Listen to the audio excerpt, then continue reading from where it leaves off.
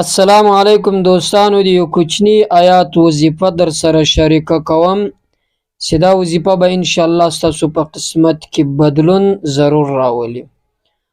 دوستانو، کچيري په خپل قسمت او په خپل ژوند کې بدلون راوستل غواړي نو نن را سره د دغه یو آیات چې ډیر کوچنی آیات د دغه یو آیات وظیفه وکړي. دا داسې وظیفه ده مثلا د رزق لپاره که وکي الله به دومره مال او دولت درکې چې ختمولی به هم نسي. او که یو انسان باندې به انتها زیات قرضداري وي او دی غواړي چې قرضداري څخه الله خلاص کړي او د ښه روزګار اسباب الله ورته برابر کړي، هغه هم د دغه یو آیات په وظیفې کولو سره ځان ته برابرولی شي. دا یو آیات کوچنی ده، خو دا یو آیات چې څومره کوچنی ده د غومره بیا داسې مه بولي، خو طاقتور ډیر ده، کمالات ډیر لري. ان شاء الله هر جائزه تمنا به دې هم پوره سي، هر جائز خواهش چې لري هغه به هم پوره سي، او د مال او د دولت لپاره چې وکړي هغه به هم الله درکړي. که یو انسان خپل ځان ته شخصي کاروبار غواړي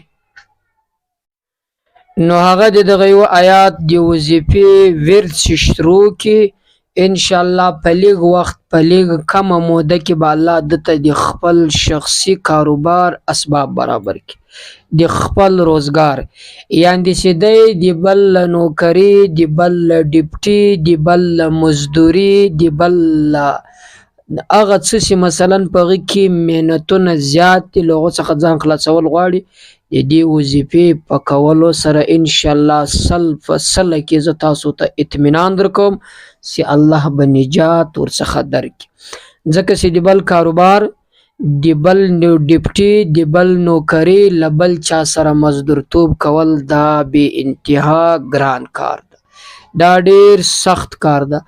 الله تعالی د هر مسلمان ته بیا خصوصا زمونږ دغه مینوالو ته چې زمونږ د وظایف ګوري د مونږ له زړه ورته دا دعا ده، تاسو امین ور باندې وایاست چې یا رب د دې محرم د میاشتې په برکت سره د مونږ ټولو د مینوالو ته خپل شخصي کاروبار اسباب برابر کړي.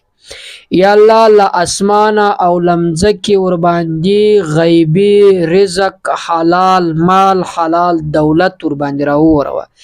یا رب زموږ د دې وظایفو کتونکي د دغه میاشتې د دې محرم په برکت سره یا الله هیڅ کله له فقر، غریبي، مسکنت، فقر، ذلت، خواري، رسوایګي، شرمندګي له دې سره مخ کوي.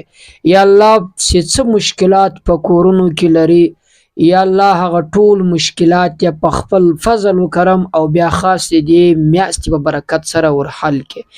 یا الله چې دغه زموږ وظایف ګوري، که نارینه دي که زنانه دي، که په زړه کې یې کم جایز حاجت وي ته یې له خپل عالي دربار ورفره کړې. یا رب ستا په دربار کې خو دې هېڅ کمی نشته، یا الله ته کامیاب او سرلوړي کړي. د موږ دا دعا ده، دا مې اوس درته کړې، یعنې تاسو یقین وکړئ هر لمانځه کې زه د خپل مینوالو ته بلکې ټول امت رسول الله ته بیا خاص کر د خپل مینوالو ته د خپل د وظایف چې ګوري دې ته زه دعا کوم ما هېڅ کله نه دي هېر کړي. نو تاسو هم کوشش کوئ، دا پر تاسو باندې زه حق لرم، ځکه چې نبی علیه السلام حدیث ته یو مسلمان پر بل مسلمان دا حق لري چې په دعا کې یاد کړي. نو که تاسو پر ما باندې حق لرئ ما خپل غاړه ادا کې تاسو په دعا کې ضرور یادوم، نو تاسو هم خپل غاړه ادا کړئ، مونږ ته دعا وکړئ. که په کمنټ کې راته وکړئ هم زموږ به حوصله زیاته شي. که دغه سی مو په غیب کې مثلا چې مونږ نه یو تاسو دعا راته وکړئ هم الله تعالی تاسو دعا دې مو په حق کې ډېر زر قبلوي.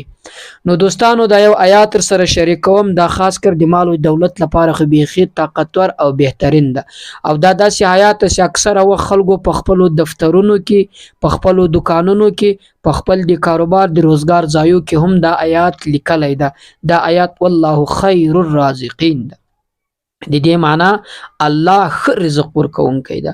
الله تعالی له خپل بنده سره وعده کړی چې لمر نه اچوم تر څو مې تا ته رزق نه وي رسولی، له فرندګانو سره، له حیوانانو سره، له مرغانو سره، له هر څه سره، د ځمکې له حشراتو، له دې ټولو سره چې د ځمکې پر سر باندې ګرځي، الله تعالی وعده ورسره کړی پر خپل وخت باندې رزق ورسوي. نو موږ او تاسو هم هېڅکله نه پرېږدي. الله خیر د رزق ورکوونکی ده. دوستانو دا وظیفه به تاسو کوئ د ماپښین له لمانځه نه بعد، مثلا هره ورځ یې کوئ. دا داسې کوئ تر هغو پورې چې څو ستاسو کاروبار برابر سو. دا به د ماپښین له لمانځه نه اول به په سر کې یو وارې درود شریف، په پای کې بیا مابینځ کې به تاسو دغه وظیفه تقریبا 21 واره وایاست. والله خیر الرازقین، والله خیر الرازقین. که مو نه یادېدله، که زموږ په یادو انشاءالله په کمنټ کې هم درته درکوم. دا وظیفه له هغه ځای څخه هم تاسو در اخیستلی سئ. نو دا ستاسو ګوري د رزق لپاره، د خپل خواهش، د خپل تمنا، د خپل حاجت لپاره دعا کوئ. انشاءالله ستاسو دعا به الله قبوله کړي، ستاسو فریاد به الله واوري. نو دا وظیفه خپله یو مو کړي، له نورو سره هم شریکه کړئ او دا مې راته کوم بیا تاسو ته کوم. پر الله مو سپارم. السلام علیکم.